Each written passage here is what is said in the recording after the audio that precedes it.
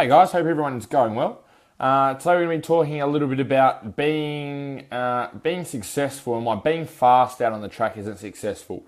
And again, something that's been popping up a lot on my newsfeed lately, and especially coming towards end of season with the motocross, MX Nationals, and with Pro Motocross, lots of riders looking for new rides for next year. Okay, and especially those factory guys that do this stuff for a living, people being kicked out of a job. Okay, not having someone to be able to ride, having someone to bring in the money, which obviously isn't helping with riding. Okay, so a few things we're going to be able to focus on today. Give me a like, give me a comment. Who's on the live stream so far? Who's jumped on a little bit later on in the afternoon today? Let me know you're here. So what we're going to be focusing on today, like I said, is why being fast on the track is not going to allow you to be able to give you long-term success. Okay, and the reason being is that the key to long-term success with racing is, as well as being fast, not getting injured. Okay, there are so many races and so many riders out there that are really, really fast, okay, that have a lot of speed, have a lot of ability, have a lot of talent, okay, have the potential to be up there, have been up there, but they can't consistently be up there.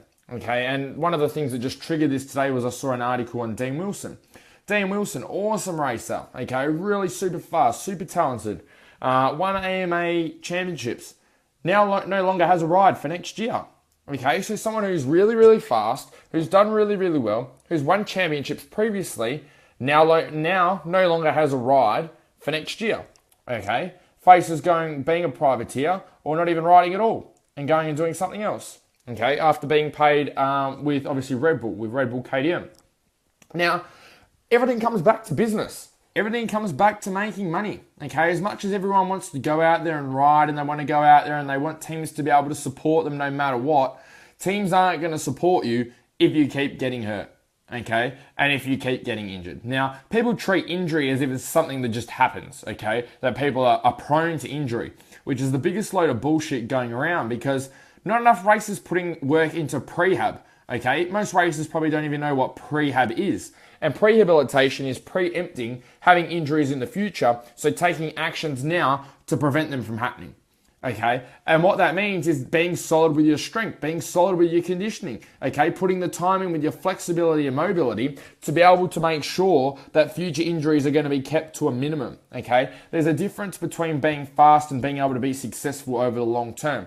Now, too many people not putting enough work into their strength, okay, not supporting their bodies enough, okay, going for the lean and mean method, going cycling for hours and hours and hours, okay, on end, not doing any strength training, not building up any prehabilitation whatsoever. So every time they have an accident, every time their foot gets stuck in a rut, they smash, every time they smash into someone, every time their foot gets caught in the foot peg, okay, or caught in the wheel, they're going to get injured, okay? And the reason that they're going to get injured is because they're weak, okay? They're not strong. They haven't been doing their strength training. They haven't been doing the right stuff in the gym to be able to make sure that when they get out on the bike, they're going to minimize the risk of injury as much as possible. Now, no, we're not going to stop people from landing on you, okay? Like Jason Anderson on the weekend.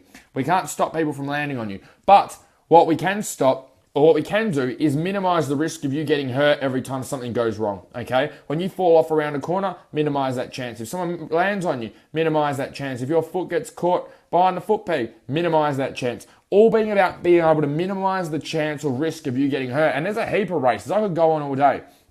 In the MX Nationals in Australia, over in the AMA or in the Pro Motocross, there is a heap of races, okay, that have the potential, have the speed that keep getting injured every single year, okay? There's a number of riders. Look at Trey Canard as well, okay? Look at the other guys. There is a heap of guys that continuously getting hurt, but these are the guys that need to be able to spend more time on their strength training. They need to be strong. They need to minimize the chances of them being injured, okay? And that's what's going to give you long-term success because it doesn't matter how fast you are.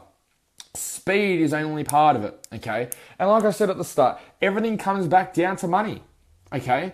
Being able to keep businesses alive. Factory teams want someone to be able to represent their brand, be an ambassador for their brand, to be able to promote, to be able to show off their stuff, to be able to represent what they're about. When you're injured, you don't do that, okay? If you're riding for KTM and you're injured, you're not representing KTM. They're now forking out a whole heap of money to pay you, and not getting any result whatsoever. Okay, and then what's happening after that is they're forking out money, okay, and not getting a result. Now, you know what else is happening? Because KTM is not getting that exposure, all the people that are sponsoring, that are supporting KTM, now aren't getting the exposure either. So if Red Bull are sponsoring KTM, KTM are taking on a certain rider, that rider keeps getting injured, it isn't representing KTM, now Red Bull isn't getting any exposure as well. So the total value of that team, the total net worth, or the value that that team can bring to sponsors has now diminished because those riders are getting injured. So it all comes down to money, okay? KTM needs to be able to make money and sell a shitload of bikes. That's not going to happen if their racers are injured, okay? Red Bull needs to be able to sell a shitload of Red Bull cans. That's not going to happen if they're sponsoring KTM and their riders aren't doing the work, okay? They're constantly injured. So being fast isn't enough. Being fast isn't going to make racing a career for you. Being fast isn't going to mean that your life is set and you're good to go and you're always going to have a ride, okay? You need to be able to preempt what's going to happen in the future. Be able to do your prehabilitation, okay? Being able to do exercises, being able to do training, being able to do flexibility work that's going to prevent future injuries, okay? A lot of racers are stuck in the rut of always doing rehabilitation. They're always they're on the wrong end of the stick, okay? They're always coming back from injuries. They've hurt their knee, so now they do the exercises. They've hurt their ankle, now they do the exercises. They've hurt their shoulders, so now they do the exercises. They've hurt their lower back, so now they do the exercises. It's already too late, okay? Once you've done that, it's too late. You're already behind, and then everyone's trying to rush back into racing, trying to get ready for the next season, and it ends up becoming an issue again, when really the problem should have been prevented or at least minimized in the first place by doing prehabilitation. And what that means is doing corrective exercises, doing corrective strength movements that are going to help to optimize your posture, optimize your movement before the scenarios even happen.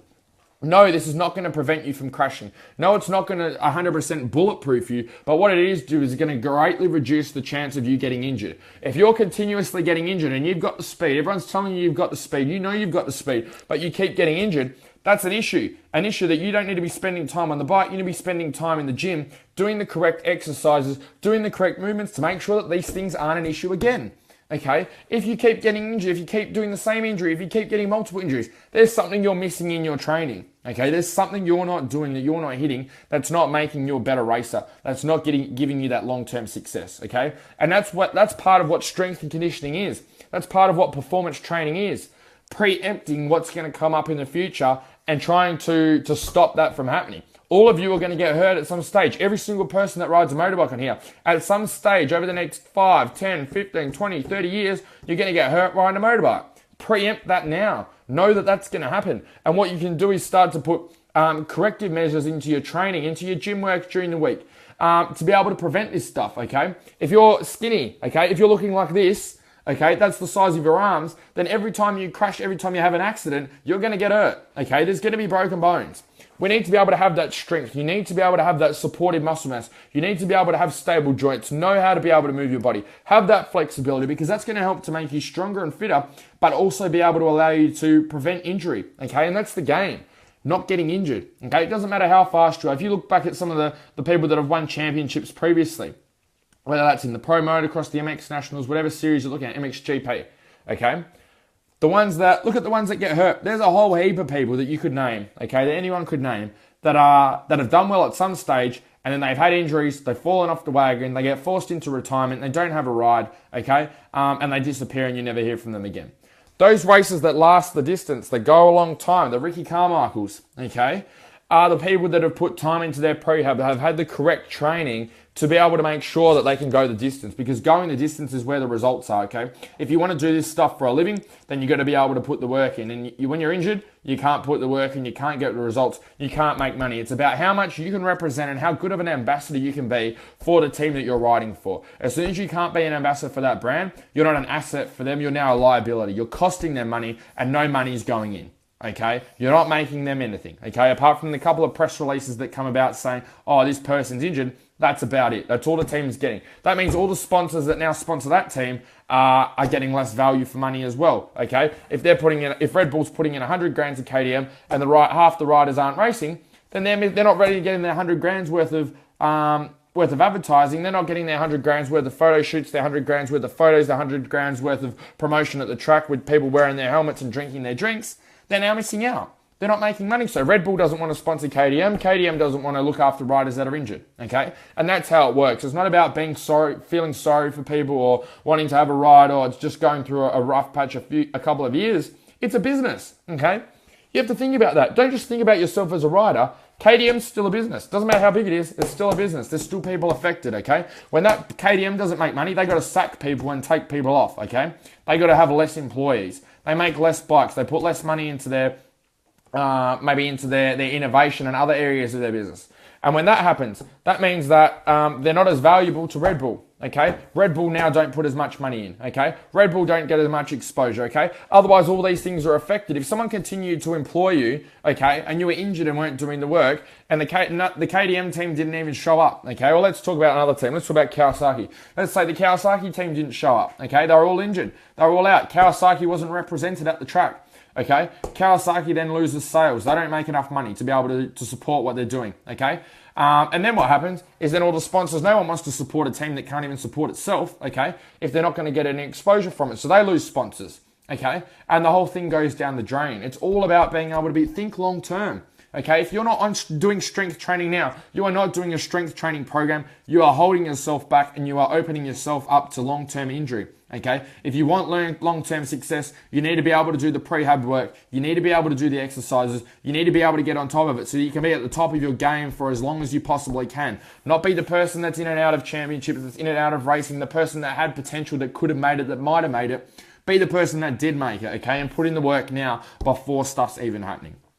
So that's what I want you guys to focus on, strength training. If you're not doing a strength program, get onto one. If you need one, find a coach to be able to help you. There's heaps of free ones, even though they're not going to help you as much as a specific program. Go and find something on the internet, okay? Go and do something. If you want me to help you, send me a PM and I'll happily help you, okay? And we can talk about programs. But you need to be implementing strength training. It's the long-term game. Stop spending all the money on getting your bike faster, getting your motor faster, getting everything else going well, money on suspension and getting all that going well, okay? When you haven't even looked after yourself, because if you're getting injured, all that shit's not going to matter. It's not going to matter how much money you spend on that Öhlins suspension, not how much money you spend at Pro Circuit getting your motor fast, because if you're injured, every time you crash there's an injury, then that's going to hold you back over the long term, okay? And you're not going to be able to get there. So, strength training, that's homework for you guys. Find a strength program, okay? If you need help with it, hit me up, okay? Otherwise, find a strength program, find a coach, find someone to be able to help you so that you're not getting injured. All right, guys, see ya. Have a great night tonight. Remember, train hard, race hard. See you guys.